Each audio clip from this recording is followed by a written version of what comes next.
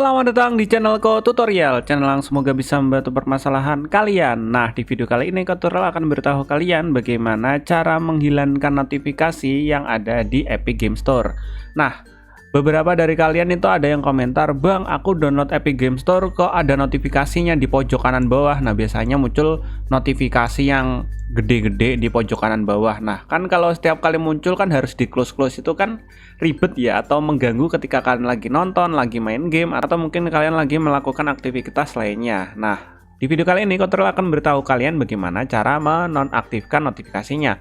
Langsung aja yuk ke cara yang pertama. Cara yang pertama, kalian harus klik tombol subscribe yang ada di bawah video ini yang warnanya merah. Setelah itu, kalian buka Epic Game Launcher-nya, guys. Nah, kalian buka, biasanya ada di desktop, atau kalau nggak ada, kalian cari di bagian start. Di bagian start, kalian ketikkan Epic Game Launcher. Kayak gini, guys. Kalian tinggal buka.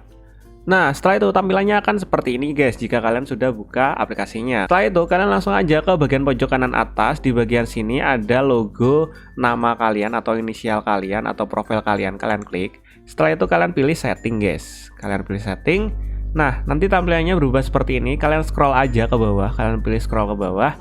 Nah, kalian lihat di bagian desktop notification ini kalian matiin, guys. Show free game notification ini kalian matiin. Bawahnya juga kalian matiin. Jadi setiap ada notifikasi yang muncul dari Epic Games gak akan muncul di bagian pojok kanan bawah. Jadi gak akan muncul notifikasinya. Kayak gitu, guys. Cara menonaktifkan atau mematikan notifikasi yang sering muncul di Epic Games. Nah, biasanya munculnya di pojok kanan bawah sini. Nah, kayak gitu. Udah deh, setelah kalian nonaktifin, kalian tinggal back di bagian back sini. Back, kemudian kalian close.